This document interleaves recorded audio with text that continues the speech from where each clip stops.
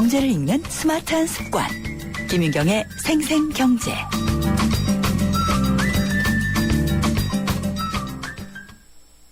네, 생생경제 3부 시작했습니다. 오늘 금요기획은요. 고용률 70%를 달성하기 위해서 정부가 추진하고 있는 시간 선택제 일자리 확대, 이걸 주제로 삼아봤습니다. 올해 고용시장의 이슈 중에 하나이기도 하고 또 일하고자 하는 여성들의 최고의 관심사이기도 한데요. 잠시 후에 시작하겠습니다. 당신의 베이스 캠프는 어디입니까? 어디로 가야 할지 모른다면 방향이 될 것이고 계속 가야 할지 망설인다면 용기가 될 것입니다. 베이스 없는 정상은 없습니다. 세상의 베이스가 되다. 포스코. 시간 선택제 일자리는 정부가 고용률 70% 달성을 위해 핵심적으로 추진 중인 정책입니다. 박근혜 대통령은 시간 선택제 일자리는 기존 시간제 일자리와는 근본적으로 다른 시대의 흐름에 맞는 일자리라고 말했습니다. 시대의 흐름에 맞는 그런 어떤 그 일자리 형태라고 할 수가 있겠습니다. 각자의 상황과 필요에 따라서 시간을 스스로 선택할 수 있고 안정적인 고용이고 또 근로 조건에 있어서 차별이 없으면서 또 향후 조건이 맞을 때는 전일제로 이렇게 그 전환도 가능한 그런 일자리라고 할 수가 있습니다. 노동계 일각에서는 저임금 비정규직이 양산되고 질 나쁜 일자리만 늘어나는 게 아니냐는 우려의 목소리가 나오고 있습니다. 이에 고용노동부는 기존의 질 낮은 시간제 일자리들을 조금 더 질을 높이고 전환할 수 있는 기회도 많이 있어요. 기존의 그 알바성, 질 낮은 시간제 일자리를 어떻게 보면 좀 대체해 나갈 수 있는.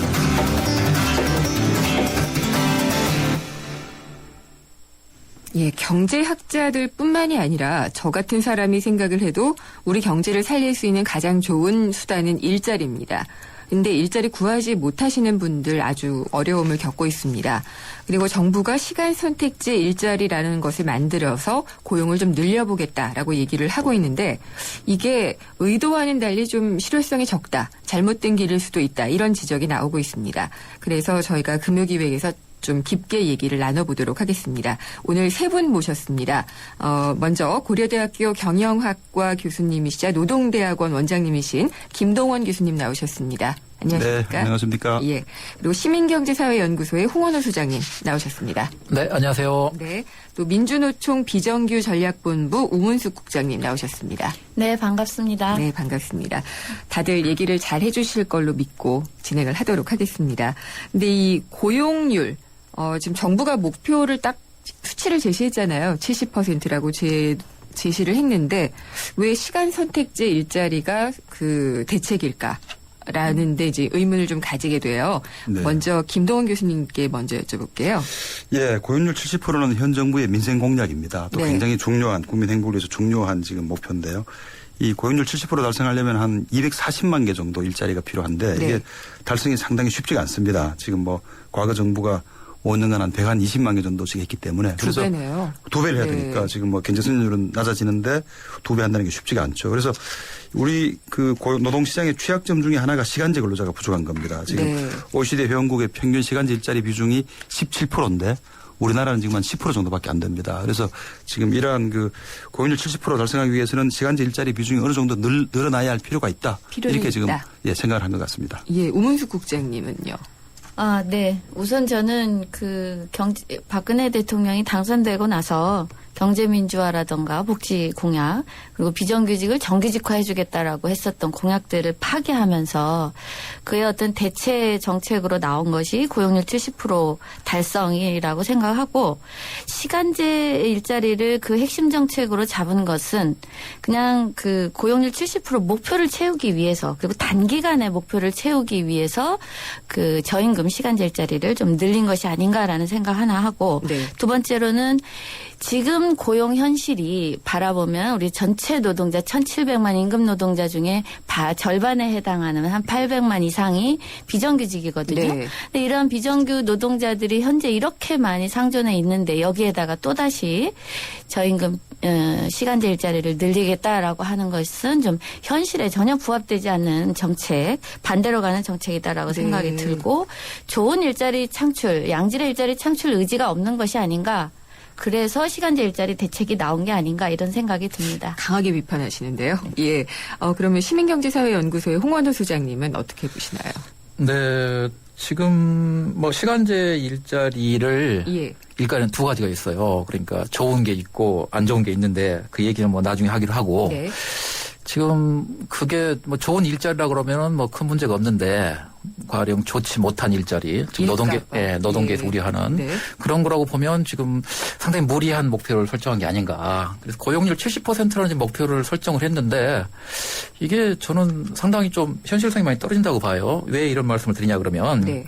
지금 고용률을 보면 OECD 평균을 보면 30년 전에 64%였고 2012년 뭐 2년 전에 65%였거든요. 네. 큰 차이가 없고 우리나라 같은 경우는 30년 전에 59%였는데 최근에 지금 64%로 올랐어요. 그래서 한 5%포인트 올라간 상태고 뭐 그런 상태고 그래서 우리나라 고용률을 보면 우리나라 OECD 국가 중에서 네. 1인당 GDP 순위가 26위예요. 근데 우리나라 지금 남자 고용률 같은 경우, 전체 고용률. 네. 전체 고용률 한 20위 정도 되거든요. 네. 그러니까 큰 문제는 없어요. 여성 고용률 같은 경우도 네. 우리나라 1인당 GDP가 지금 26인데 예. 여성 고용률 순위는 25위거든요. 네. 그래서 좋은 시간제 일자리를 창출한다 그러면 그 반대할 이유가 없죠. 그러나 노동계에서 우려하는 것처럼 나쁜 일자리를 창출해서 그걸 가지고 고용률 70% 달성한다고 그러면 70% 달성하는 것도 굉장히 무리고 네. 나쁜 일자리로 창출해서 나갈 그게 과연 어떤 영향을 끼칠까 그게 네. 상당히 우려를 많이 하고 있죠. 그러니까 뭐 그런 거죠. 환경미화에서 1등 하려고 네. 뭐 집에서 좋은 화분 잠깐 갖고 왔다가 가져간다. 뭐 이런 느낌을 줄 수도 있다는 그런 말씀이신데 네. 근데 또 어떻게 보면은 경력이 단절되어 있는 여성들은 실제로 보면 육아를 위해서 전일제로 다시 취업하기가 쉽지 않은 경우가 있어요. 이제 그런 경우를 생각해서 만든 건 아닐까요? 그러려면 이제 예. 창출을 해야 되는데 네. 이 지금 정부의 정책은 확대라 그래가지고 지금 이제 공공기관에 강제 할당을 했단 말이에요. 뭐 2014년도에는 뭐 8%에서 10%를 신규 채용 인력 중에서 네. 10%를 시간제로 무조건 채용을 해라. 그러니까 사실은 전일제로 채용해야 될 인원을 일자리를 쪼개서 그 시간제로 채용을 하다 보니까 일자리 수는 많아졌지만 실제로 네. 총 고용 양으로 따지면 네. 변함이 없는 거죠. 창출이 되는 것이 아니라 기존에 있는 하나의 일자리를 두 개로 만든 거기 때문에. 예. 김 교수님. 근데 시간제 일자리를 아주 정부가 악의로 시작한 걸로 이렇게까지 보기는 좀 곤란한 것 같아요. 왜냐하면 네. 분명히 시간제 일자리를 원하는 계층이 있고 예. 은퇴한 중장년층이라든가 건강상 이유로 전일제를 할 수 없는 네. 사람들 아니면은 이 가정주부들 경력 단절된 여성들이 시간제 일자리를 간절히 원하고 있기 때문에 이런 분들에게 그런 기회를 주는 건 바람직한데 다만 이게 잘못되어 가지고 지금 전일제 일자리를 해야 되는 청년들한테 가거나 이러면 문제가 되는 그게 것이니까 우려가 되죠. 잘하면 좋은 네. 거고 못하면 독이 되는 예. 이런 식으로 파악을 해야 될 것 같습니다. 근데 그런 경우도 있어요. 이게 이명박 정부 때 있었던 영어 전문 강사 제도가 있었잖아요. 그분들은 사실 굉장히 좋은 조건이라고 생각하고 들어갔는데 조직 내에서는 약간 좀 따돌림을 당할 수 있는 그런 존재가 돼서 좀 어려웠다. 그래서 또 그걸 갑자기 또 정규로 안전하게 고용하는 걸 생각해라. 뭐 이런 얘기도 나오고 그랬었거든요. 네. 그 부분을 제가 좀 말씀을 드리면 지금 이제 대기업들 입장에서도 기업들 입장에서도 이게 뜨거운 감자일 거예요. 예. 왜냐 그러면 조직 관리는 건 굉장히 중요하고 또 일을 하려면 어느 정도 위계 질서는 서야 되거든요. 그렇죠. 근데 지금 이제 그러면 지금 정부가 추진하는 시간제 일자리가 좋은 거냐 나쁜 거냐 그거는 이제 판단하기 나름이지만 지금 제가 보니까 이게 좋은 일자리가 되려면 네. 뭐 임금이나 뭐 복지는 뭐 근로 시간에 비례한다 이거예요. 뭐 그건 당연히 그래야 되죠. 근데 결정적인 문제가 승진, 호봉 이 부분에 있어서 이게 차별이 존재하게 되면 네. 이게 나쁜 일자리가 되는 거예요. 이게 무슨 얘기냐 그러면 승진이나 네. 또 호봉에 있어서 이걸 근속 연한에 따라서 승진을 시켜야 예. 그래야 이제 이 선후배 관계가 확실히 선단 말이죠. 근데 만약에 지금 뭐 정부가 얘기하는 것처럼 근로 시간에 따라서 승진을 시키거나 호봉제를 하게 되면 뭐냐 그러면 이제 승진 속도 2분의 1이 늦어지는 거 아니겠어요? 그렇죠? 그거를 원하지 않는 분들도 있잖아요. 아니 이제 일단은 네. 원하지 않는 부분이 예. 있는데 만약에 그렇게 되면 어떻게 되냐 그러면 예. 그러면 이제 뭐냐 그러면 지난해 때 그 상사가 내년이 되면 부하가 되는 거예요. 네. 그러면은 시간제 일자리가 상사로 존재한다 할 때 계속 부하 눈치를 보는 이 어이없는 문제가 발생하는 거예요. 그래서 그렇게 되면 이제 그 대기업 측에서는 기업 측에서는 어떻게 하냐 부분을 나눌 거 아니에요. 그러니까 주력 부분 중요한 부분에서 다 전일적으로 채우고 그 비주력 부분 허드렛 일 그 뭐 아웃소싱 하는 그런 부분 아주 안 좋은 부분 거기에 이제 전부 다 그 시간제 일자리를 다 집어넣을 텐데 그러면 이제 완전히 이제 이게 이분화되는 거죠. 그리고 이제 아예 나쁜 일자가 되는 거예요. 그렇기 때문에 지금 이제 아까 우리 교수님 얘기하신 것처럼 저는 의도는 좋았을 거라 생각해요. 선의로 시작했다고 그건 다 인정을 해요. 그렇지만 이 세상 일이 선의로만 시작한다고 해서 잘 되는 거 아니란 말이죠. 그래서 지금 굉장히 중요한 핵심적인 부분 거기서 지금 정부가 아주 애매한 태도를 보이고 있는데 거기에 대해서 구체적으로 얘기하지 않아서 이런 우려들이 지금 다 나오고 있는 거예요. 시간제 노동자가 차별 직군으로 될 가능성은 100%예요. 지금 그렇죠. 비정규직과 정규직이 같은 조직에 있지만 실제로 엄청난 차별 존재하고 있고요. 비정규직을 무기계약직이라는 형태로 고용만 보장해주는 또 하나의 차별 직군이 있어요. 뭐 처우 개선이나 이런 거 급여나 이런 것들은 올라가지 않고 승진도 되지 않는 이러한 직군들이 공공부문에 있거든요. 은행 쪽에도 있고. 근데 이분들이 굉장히 그 차별들을 많이 느끼면서 그냥 또 다른 하나의 노동자 차별 직군으로 지금 이렇게 묶여져 있거든요. 그랬을 때 시간제 노동자도 그렇게 될 가능성은 있다. 크죠. 근데 이제 예를 들어보면은요, CJ에서 하고 있는 리턴십이라는 게 있더라고요. 그러니까 다시 채용을 하는 거죠. 경력이 단절됐던 여성들을. 또 스타벅스에서는 이제 바리스타들이 다시 엄마가 된 뒤에 다시 돌아와서 전일제로도 할 수 있고 또 시간 선택으로도 할 수 있고 그런 일들을 하고 있대요. 그러니까 근데 이런 건 너무 적다는 게 문제인 것 같고 정부가 그런 가이드라인을 안 주는 게 참 문제인 것 같아요. 그러니까 그런 일자리, 그래 조금이라도 이제 단절된 경력을 이어갈 수 있는 이러한 일자리들은 사실은 대기업에서 생색내기용으로 몇 개 창출을 한 것이고 실제 시간제 일자리를 CJ에서 창출한 걸 보면은 대부분 그 푸드빌 매장이라고 해서 CJ그룹이 그 하고 있는 패밀리 레스토랑 같은 데서 일하는 직원, 그리고 올리브영 매장에서 일하는 직원, 뭐 CGV 미소지기.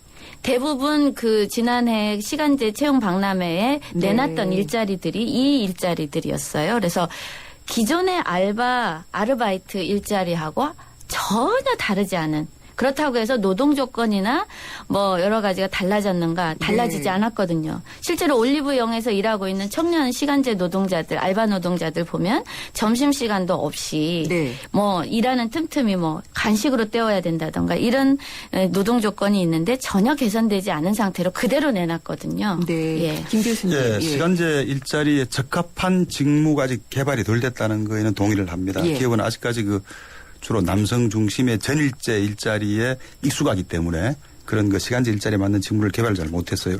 지금 보면은 대부분 이제 숙련이 크게 필요하지 않은 대고객 업무라든가 아니면 이 행정 보조 업무라든가 주로 이런 업무에 시간제 일자리가 할당이 됩니다. 그런데 우리가 이런 면에서는 외국의 경우를 많이 좀 벤치마킹을 해서 실제로 선진국 중에서 네덜란드라든가 시간제 일자리를 많이 아주 양질의 시간제 일자리를 많이 보급을 해서 아주 국민 행복에 아주 많이 기여하는 나라가 있단 말이에요. 그래서 이 시간제 일자리가 우리가 확실히 실패할 것이다, 확실히 100% 나쁜 것이다라고 보기엔 아직 너무 이른 것 같고 좀 더 결과를 봐야 될 겁니다. 제가 볼 때는 노사정이 함께 좀 시간제 일자리 적합 직무를 개발해야 되고 그러고 나서 민간이 이걸 도입하도록 유도할 필요가 있는데 자발적으로 하도록 좀 유도할 필요가 있지. 정부가 목표를 세우고 숫자를 맞추라고 강요하는 것은 곤란하다는 생각이 들고 아마 공기업부터 시범적으로 해 나가는 것이 도움이 될 것 같고요. 그리고 실제로 이 아주 큰 대기업 중에 몇 군데씩 이걸 하고 있는데 좀 지금 경쟁률이 한 10대 1 가까이 된다는 것 같습니다. 어느 큰 대기업은 한 1000명 정도 뽑는데 10대 1 정도 굉장히 많은 가정주부들이 몰려와서 이게 분명히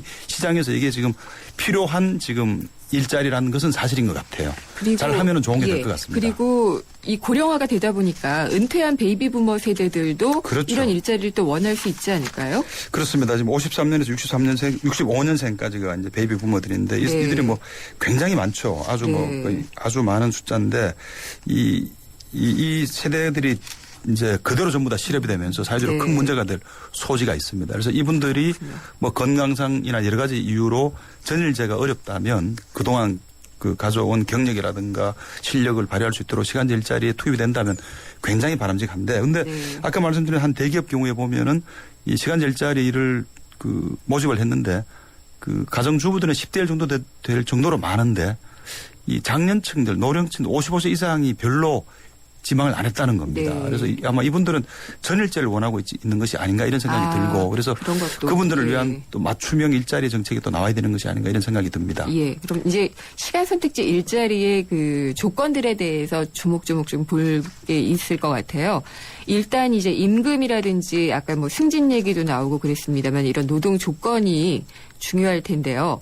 이걸 해외 근로자들 아까 그 네덜란드 교수님 말씀을 하셨는데요. 그것과 비교를 해서 좀 얘기를 해주실 수 있을까요? 말씀드리겠습니다. 우리나라는 시간제 일자리가 이제 비정규직에 해당이 되죠. 근무 여건이 아주 열악합니다. 지금 비정규직은 정규직보다 평균 한 60% 정도 지금 임금을 받고 있는데 더구나 시간제 일자리는 근로시간 자체가 적으니까 임금이 작을 수밖에 없어요. 네. 그래서 아주 열악할 수밖에 없는 상황인데 지금 네덜란드 경우에는 시간제 일자리가 지금 거의 전체의 38%나 됩니다. 전체 일자리가 굉장히 아주 시간제 일자리가 아주 많고 네덜란드가 이렇게 그 가정주부들이 나와서 많은 일을 하고 경제와 그 내수를 부흥하는 데 도움이 된 이유는 시간제 일자리와 전일 일자리 사이에 시간당 임금의 차별을 완전히 없는 거죠.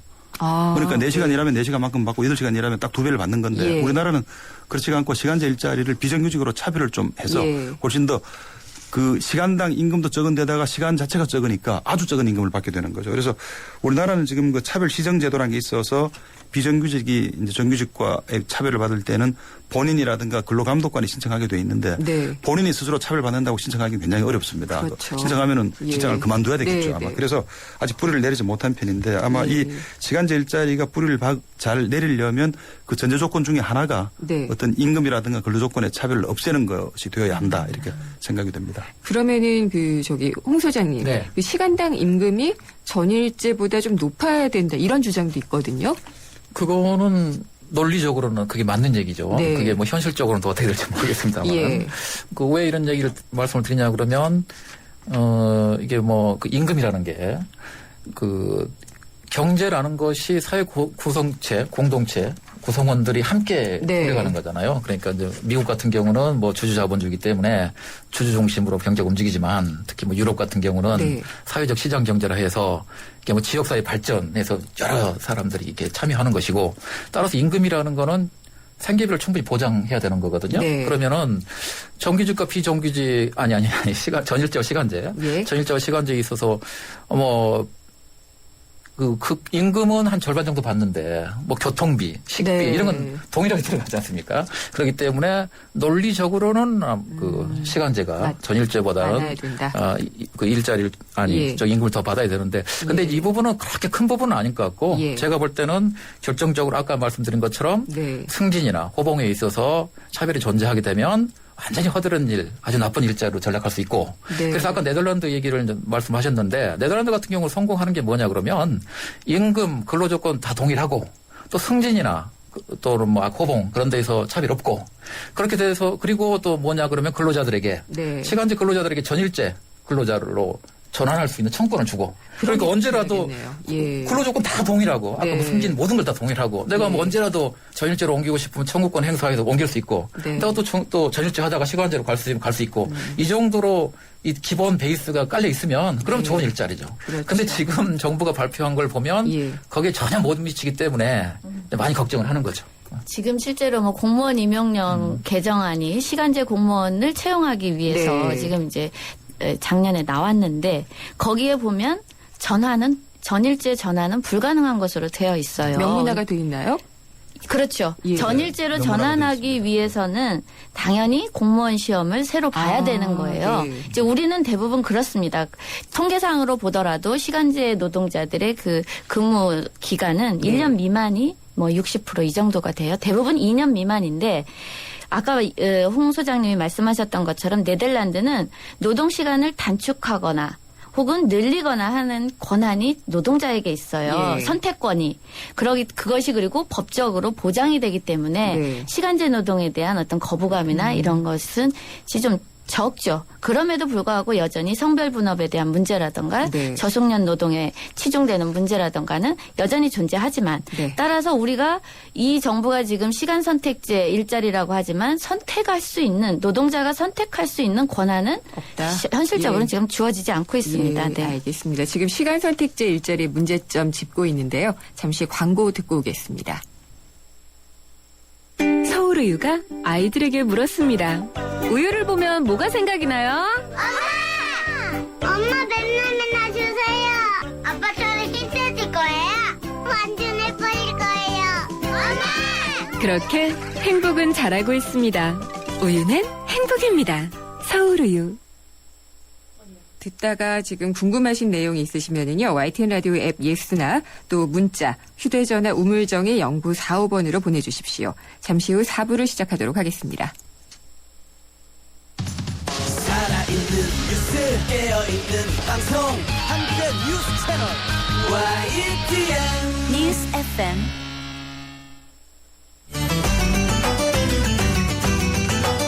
한 걸음 더 경제와 가까워지는 오후 김윤경의 생생경제.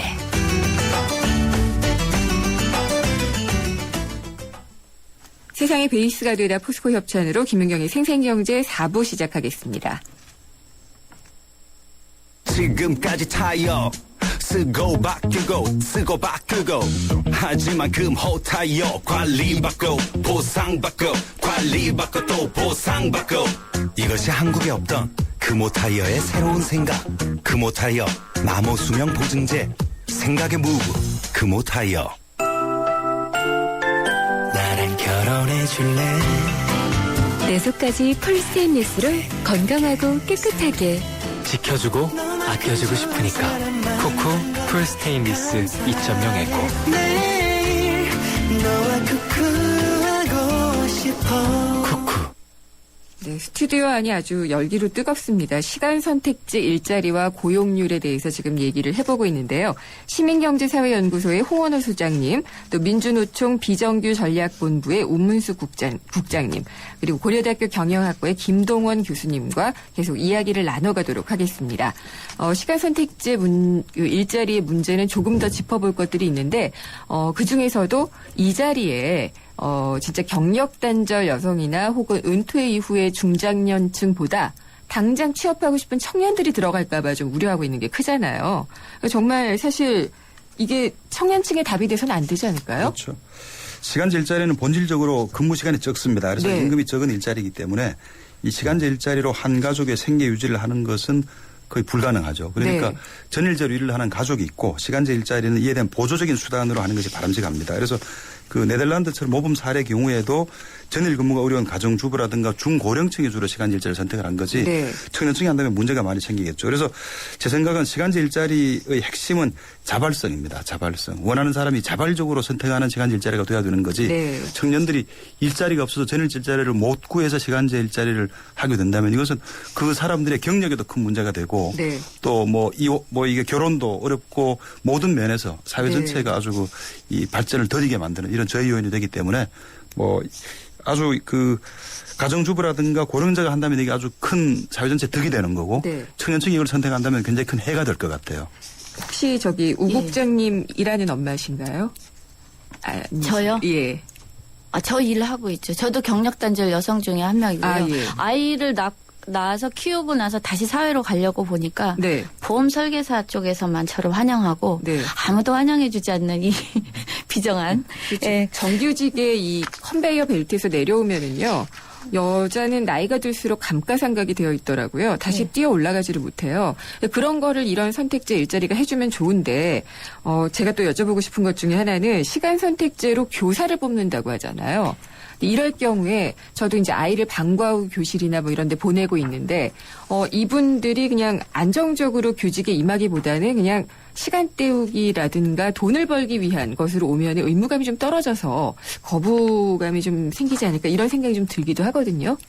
지금 이제 경력 단절 여성이나 청년 실업을 좀 해소하기 위해서 그래도 뭔가 좀 이렇게 당근처럼 주어진 게 공공부문 시간제 창출이에요. 네. 그래서 이제 교사 일자리 같은 경우는 굉장히 좋은 일자리다 보니까. 근데 이제 이러한 우리 이제 민주노총의 문제인식은 뭐냐면 이런 양질의 일자리까지 쪼개서 왜 시간제로 나쁜 일자리로 만드느냐라는 질문을 하는 거죠, 정부에게. 왜냐하면 교사가 이제 8시간 근무한다고 하면 4시간 이제 시간제 교사가 들어오는 건데요.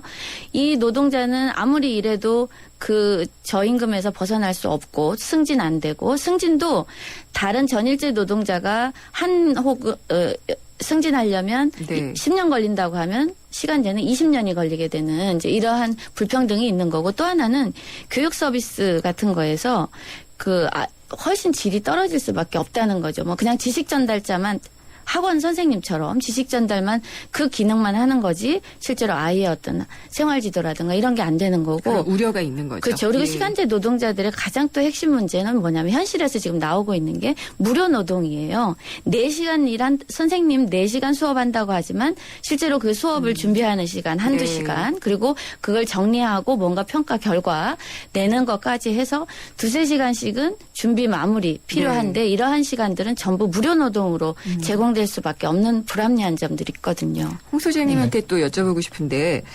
그렇게 그러면 하지 말고 교사나 공무원 일자리 좋은데 이걸 전일제로 하면은 정부가 재정 부담이 많이 돼서 그런 건가요? 이렇게 하면 좋지 않을까요? 뭐 지금 그걸 시간제로 한다는 거는 아무래도 정부가 어떤 목표를 세워놓고 네. 고용률 70%는 목표를 세워놓고 좀 끼워 맞추기 하다 보니까 그렇게 나온 게 아닌가 이런 생각이 드는데 굉장히 우려하는 바는 지난해 때 정부가 시간제 일자리 정책을 추진하다 보니까 고용시장에서 굉장히 안 좋은 현상이 나타났어요. 네. 그러니까 지난해 때 지금 일자리가 35만 개가 늘었거든요.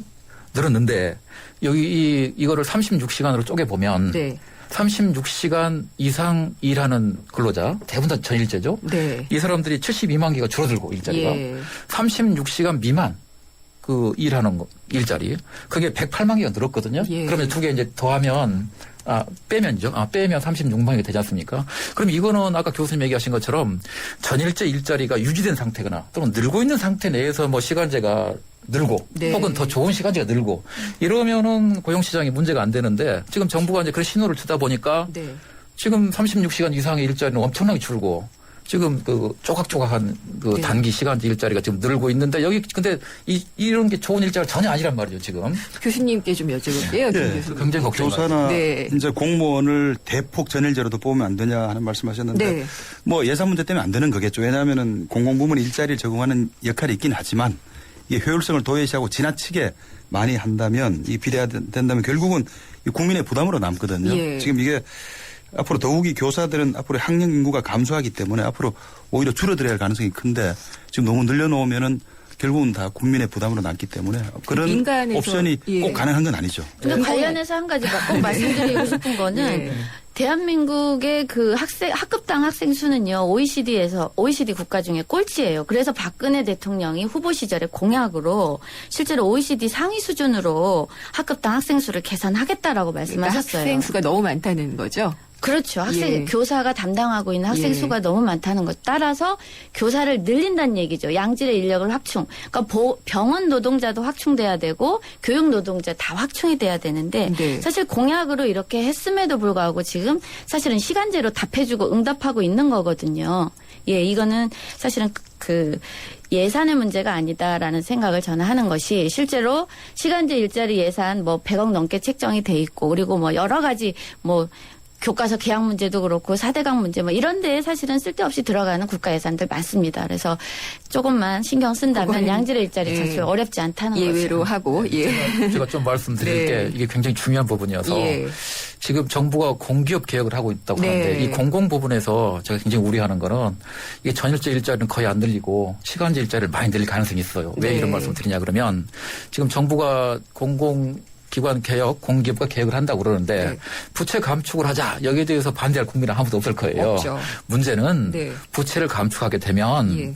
이거 뭐 영업이익도 사업이 줄기 때문에 뭐 영업이익도 줄고 순이익도 줄고 인건비도 줄는단 말이죠. 그러면 고용 여력도 줄어드는 거예요. 그런 상황이고 또 하나는 이번에 지금 그 청년 고용 할당제 있지 않습니까? 네. 그게 올해부터 2016년까지 3년간 한시적으로 진행되거든요. 그러니까 정원의 3%를 고용하게 돼 있어요. 그러면 부채를 감축하는 상황에서 청년 고용 할당제까지 하면 3년간에는 뭐 할당많이 가겠죠. 2017년 어떻게 될 것인가. 네. 그럼 뭐 청년층들은 거의 뭐 들어갈 수 없는 상황이 될 거예요. 예. 그러면 공기업들이 어떤 편법을 쓸까? 전일제 고용 안 하고 시간제 일자리 늘려가지고 이걸 편법을 쓸 가능성이 많고 또 뭐 최근에 정부가 발표하기는 지금 공공기관부터 시간제를 늘린다고 하잖아요. 그것도 이게 지금 좋다는 보장도 없는 것이고. 강요하기 쉬우니까 그런 게 아닌가 이런 생각이 들고요. 굉장히 그 걱정이 사례를 굉장히 너무나 걱정이 이 선생님 말씀이 현실화될 수밖에 없는 게 네. 인천공항 같은 정말 대단히 큰 공기업이 87%를 전부 다 간접 고용 비정규직으로 채용하고 있거든요. 간접 고용이 80%예요? 간접 고용은 예. 그렇죠. 예. 그래서 뭐 협력 업체 예. 뭐 이런 데를 통해서 이제 고용이 되는 건데 네. 실제로 인건비 절감밖에 없어요. 거기에서 네. 이점이라고 하는 것은. 그럼 여기서 이렇게 난타당하고 있는 우리 시간 선택제 일자리라는 이 대상을 놓고 점수를 한번 좀 매겨볼까요? 일단 김 교수님께 점수를 저희는 100점 만점입니다. 10점 만점 아니고요. 100점 예. 만점에 몇 점을 주실 수 있는지 하고 그 이유를 간략하게 좀 설명해 주세요. 예, 저는 시간 선택지 일자리가 지금 점수를 매기자면 제가 뭐 학교 선생이니까 맨날 점수를 매깁니다만 네. 쉽지 않으시군요. 쉽지가 않네요. 예. 저는 한 65점 정도 주고 싶어요. 65점? 왜냐하면은 예. 일단 우리가 시간 선택지 일자리를 가정주부들에게 고령자에게 많이 제공해야 된다는 점은 사실이니까 네. 일단 기본적인 방향은 좋다고 생각을 하는데 지금 예. 추진되는 방향이 조금 우려스러운 쪽으로 자꾸 지금 진행이 되고 있는 것 같아서 그래서 이상은 좋지만 현실이 못 따라가니까 저는 네. 65 그러면 아마 대학 학점으로 한 B에 해당되는 이런 재수강해야 되겠는데요? 예. 저 우문숙 국장님. FE 하면 재수강입니다. 예. 저는 뭐 당연히 아까 말씀드린 기조대로 하자면 네. 양질의 일자리를 쪼개서 나쁜 일자리로 만드는 거고 또 전체 노동자들을 비정규 일자리로 만드는 거기 때문에 마이너스 점수죠. 마이너스요? 예, 왜냐하면 예. 독이 될 수밖에 없고 우리 예. 비정규 노동자 조합원들 시간제 비정규 노동자 조합원들의 그 현실을 들어보면 네. 정말 독이 될 수밖에 없는 게 임금은 50만 원에서 60만 원이에요. 예. 그리고 15시간 초단기 노동자다 보니까 근기법 보호 전혀 안 되고 있습니다. 네, 네. 예, 그래서 사회보험 적용 안 되고 있고요. 알겠습니다. 정말 노예 노동과 다를 바 없는 그런 현실이거든요, 실제로. 네. 아, 우문숙 국장님 좀 표현이 과하셔서 홍 소장님 점수 주시죠. 예. 저도 이게 점수를 고민을 많이 했는데. 지금 빨리 주셔야 됩니다. 예, 점수를 예. 줄 수 없는 상황이에요. 네. 그러니까 아까 교수님이 말씀하신 것처럼 예. 네덜란드처럼 네. 뭐 제일 좋은 시간제 일자리. 점수부터. 예. 점수를 줄 수 없으면 0점이죠. 0점이요? 네. 네. 마이너스보다는 나을지 모르겠지만. 아니 그러면은 예. 시간 선택제 일자리는 우리의 오디션에서는 오늘 탈락입니다. 이렇게 하면 채택될 수 없는데요. 예. 시간제 일자리가 분명히 필요하긴 한데 네. 이것만 가지고 고용률 70% 달성하려고 하는 것은 그거는 그거는 안 된다. 다만 여러 말씀이시죠. 다른 수단 중에 보조 수단으로 사용을 해야 되는 거니까 네. 이걸 너무 이렇게 점수를 적게줘서 아예 이 정책 메뉴 제외하는 것은 저는 아니라고 보고요. 탈락하면 안 포함은 된다. 하되 이거를 보조 수단으로 쓰자. 그리고 이런 우리가 뜻이죠. 장시간 노동을 하는 나라로서 1등이잖아요. 그러니까 전체 노동자들의 이 장시간 관례를 좀 줄여가면서 이 여성들도 좀 자유롭게 일할 수 있도록 이렇게 양질의 일자리가 만들어지도록 이러한 방식으로 노력을 해 가야지 인위적으로 막 할당하듯이 이 쪼개기 일자리 이건 아니라고 생각합니다. 이게 그러면은 그 학계에서 얘기하는 워크쉐어링하고 연계되는 얘기인가요? 그건 아닙니다. 아닌가요? 다릅니다. 예, 네. 그렇군요. 어쨌든 그러면은 이 시간 선택제 일자리라는 의도가 좋은 이런 그 조치를 탈락시키지 않기 위해서는 다른 해법들이 논의가 돼야 될 것 같아요. 항상 문제 지적하는 것은 있는데 대안은 뭐냐? 라는 데서 이제 저희가 많이 막히게 되는데 그러면은 우리나라의 이 시간 선택제 일자리가 잘 자리 잡을 수 있도록 하기 위한 해법을 좀 차례대로 제시를 해 주시면 좋겠습니다. 먼저 김 교수님부터요. 예, 지금 시간 선택제 일자리가 잘 지금 정착을 하기 위해서는 가장 네. 중요한 것은 자발성입니다. 자발성. 그래서 자발적으로 가정주부나 이 중고령층들이 선택을 해야지 청년층들이 비자발적으로 떠밀려서 네. 저는 일자리 없어서 한다면 이건 정말 독이 되겠죠. 네. 두 번째는 시간 선택제 일자리가 이 전일제와 똑같은 수준의 임금이라든가 사회보장이라든가 그런 점들을 보장을 해 주어야 이 일자리가 정말 양질의 일자리가 되는 것이지. 그렇지 않으면 지금도 많은 비정규직이 네. 더 많아지기 때문에 그 두 가지가 가장 중요하다고 생각을 하고 이 두 가지를 잘 지켜야 하는데 정부가 지금 목표를 정해놓고 수치를 달성을 하려고 막 압력을 넣어서 막 한다면 이 두 가지가 다 달성이 안 될 가능성이 많아요. 그래서 그 점이 좀 우려가 되고 있고 예. 또 하나는 이걸 추진을 할 때 노사정이 함께 추진을 하는 것이 바람직한데 네. 그러지 않고 정부가 추진을 하고 노와 사는 그냥 구경하는 이런 지금 형국이기 때문에 예. 일부 대기업 말고는 다들 그냥 관망 중이죠. 참 중요한 말씀이시네요. 그러니까 좀 예. 이 추진하는데 좀 탄력이 덜 붙는 것이 아닌가 그 점도 네. 좀 우려가 됩니다. 홍 소장님은요? 네, 뭐 저도 비슷한 생각인데요. 네. 그러니까 이게 시간제 세상에 있는 모든 시간제 일자리가 다 나쁘다는 건 아니죠. 그렇죠. 예. 그게 잘만 하면은 뭐 네덜란드처럼 아까 교수님 얘기하신 것처럼 그렇다고 그러면 반대할 이유는 없다고 봐요. 그런데 아까 말씀하신 것처럼 임금 근로조건 같아야 되고 승진 호봉제도 같아야 되고 전일제 전환 청구권이 보장되고 언제라도 넘나들 수 있고 마음대로 넘나들 수 있고 이만큼 돼야 이게 실효성을 거둘 것이다. 그렇지 않고 이런 게 빠진 상태에서 하면 아까 우리 국장님 우려하신 바대로 굉장히 질 낮은 허드렛 일자리 그렇게 되는데 그렇게 되면 경제 상당히 안 좋을 거예요. 과거 일본의 사례를 보면 비정규직이 엄청나게 늘려서 내수가 위축돼서 경제가 굉장히 어려워졌다. 이게 일본의 진단이거든요. 그럼 비정규직이 있는 상태에서 또 이제 제3의 질 낮은 일자리를 만들게 되면 경제에 굉장히 악영향이 클 거예요. 네. 그러면은 근데 혹시 이걸 안 짚어보았던 것 같은데 시간 선택제 일자리 활성화해라 이 계획이 나왔을 때 삼성과 LG가 뭐 몇 개씩 늘리겠다라고 바로 발표를 했었잖아요. 그때 그 기업들의 일자리 현황이나 계획이 어땠는지 교수님이 말씀해 주실 수 있을 것 같은데요. 지금은 일부 대기업은 적극적입니다. 방금 말씀하신 그런 대기업은 적극적으로 정부와 화답을 하고 있는데 대부분 다른 기업들은 지금 관망을 하고 있습니다. 일부 대기업 경우를 보면은 한 1,000명 정도 뽑겠다고 광고를 냈는데 대부분 30대 후반 이후에 여성들이 한 10대 1 정도 경쟁률을 보이면서 아주 지금 서로 하겠다고 그러고 있고 대부분 반면에 이제 55세 이상 남자들은 거의 응모를 안 한다고 합니다. 그분들은 전을 일자리를 원하는 아주 빈곤층에 탈출하려는 분들이 많은 것 같아요. 그래서 직종을 보면 주로 교육 보조 인력이라든가 행정 사무나 총무 이렇게 있는데 기업들은 지금 시간제 일자리 관리가 어렵다는 호소를 많이 합니다. 왜냐하면 이 4시간이다 보니까 만약 10시부터 2시까지 된다면 앞으로도 못하고 뒤로도 못하는 이런 상황이 생기니까 오전만 하고 오후도 해야 되는데 그래서 기업들은 부담이 있는데 왜냐하면 그동안 기업 문화가 전일제 근무에 익숙해져 있어서 시간제 일자리 맞는 직무를 개발 못한 것도 있고 또 하나는 이 반일제 근로자 2명을 채용하는 것이 전일제 근로자 1명 채용하는 것보다 훨씬 더 비용이 많이 듭니다. 교육이라든가 훈련, 채용 비용, 복지 부담 그렇기 때문에 지금 어떤 계산에 의하면 한 반일제 시간제 일자리 2명을 채용하면 전일제 1명 채용하는 것보다 1.7배 정도 비용이 더 든다고 얘기를 해요. 그래서 좀 더 우리가 외국 사례 벤치마킹하면서 좀 더 연구를 해서 기업들이 보다 적극적으로 나설 수 있도록 좀 연구할 필요가 있다는 생각이 듭니다. 그러니까 이런 문제가 그러니까 정부 정책이 현실에 진짜 부합되지 못하는 문제인데요. 대기업은 실제로 지불 능력이 어느 정도 중소 영세 기업에 비해서는 뭐 차이가 굉장히 크기 때문에 충분히 양질의 일자리 창출로 유도를 해야 되는 것이고요.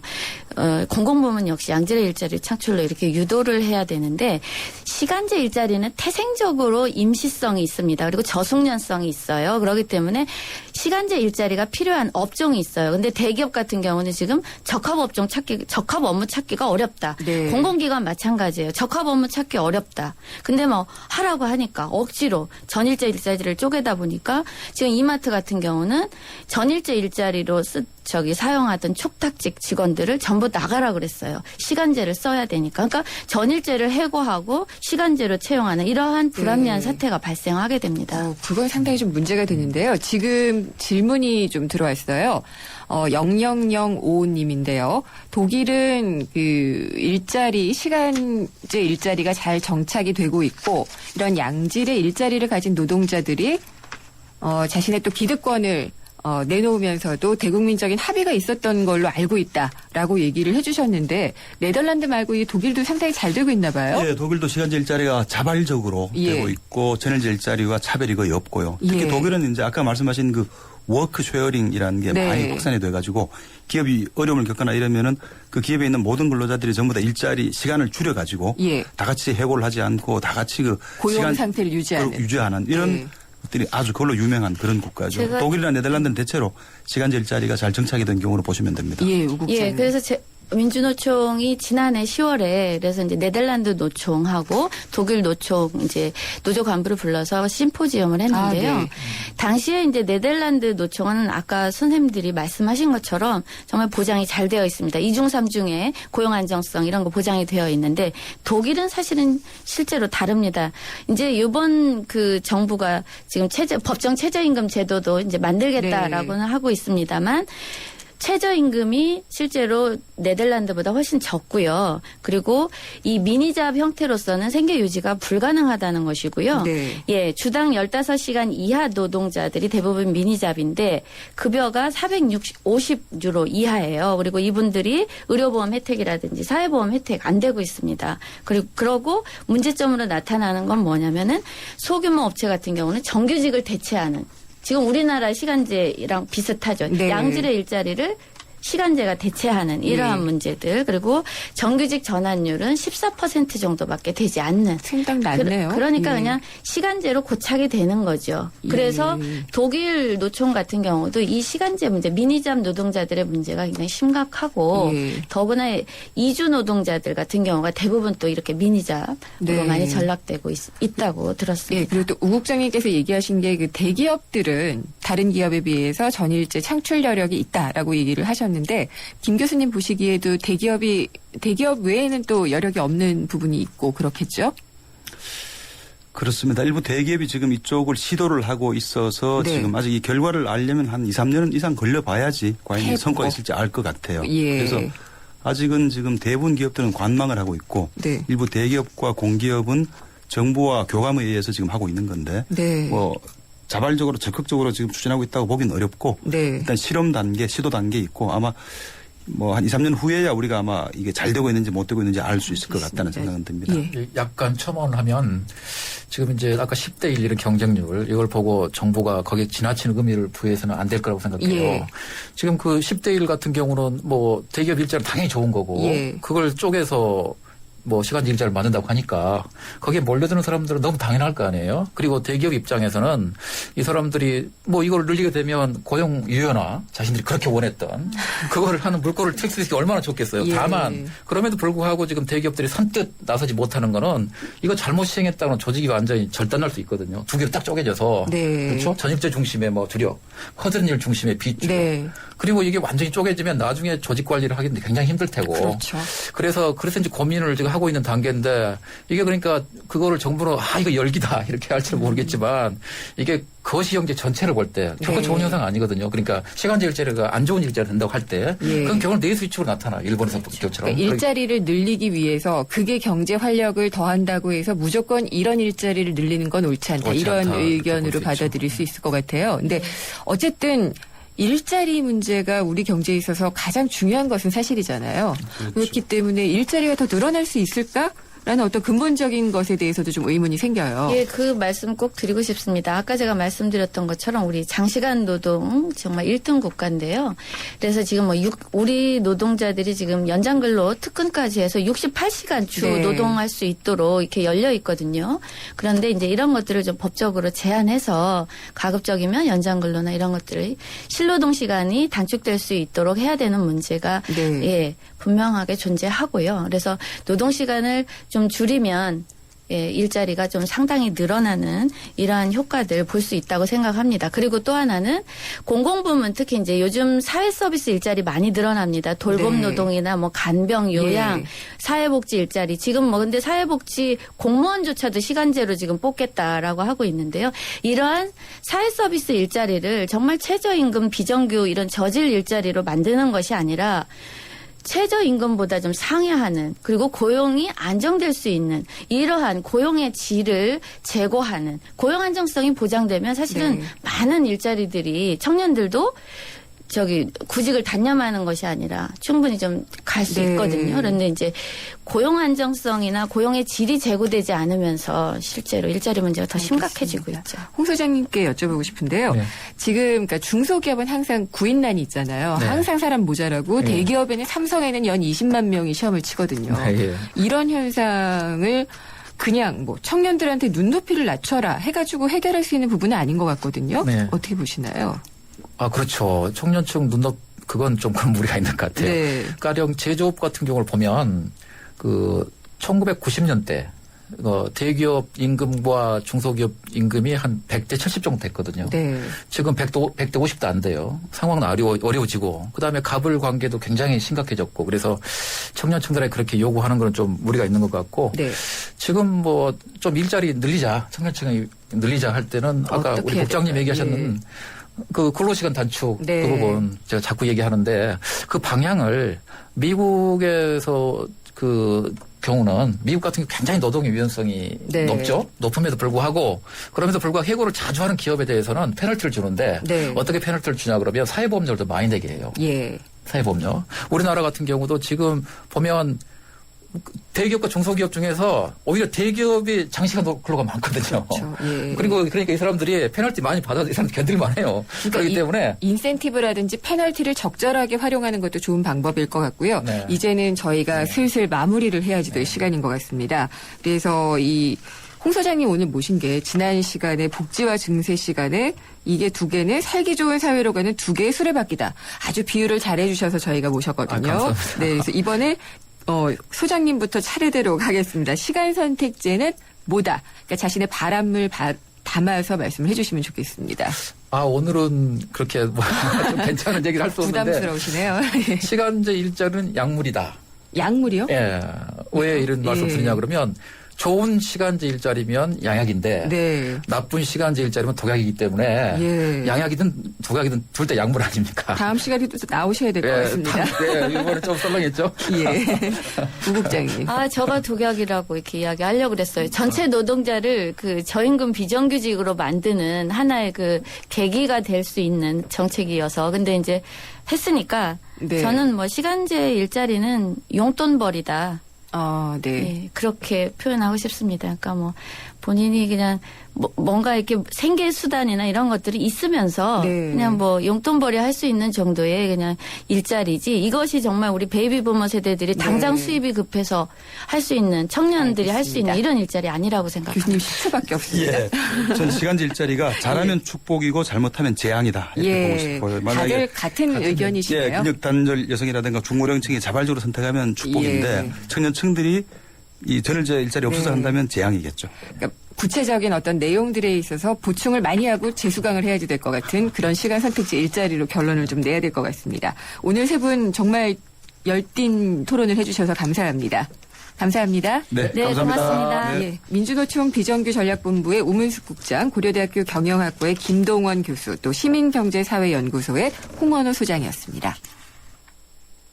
침대는 과학이다. 침대과학 50년이 이룬 세계 최고 기술력. 배우던 나라에서 가르치는 나라로 우리 침대에서 자기 할 것이다. 전 세계인을. 에이스 침대. 인간인가? This program give men like you a second chance. 로봇인가? He's strong, faster. He's a machine. 새로운 히어로가 세상을 심판한다. How long till it realizes you haven't been on the level with it? You wanted a man inside a machine, and that's what. 로봇카 2월 13일 대개봉 12세상 관람가. 네, 어느새 또 이번 주가 다 갔네요. 다음 주 월요일에 저희도 재충전해서 찾아뵙도록 하겠습니다. 김은경이었습니다.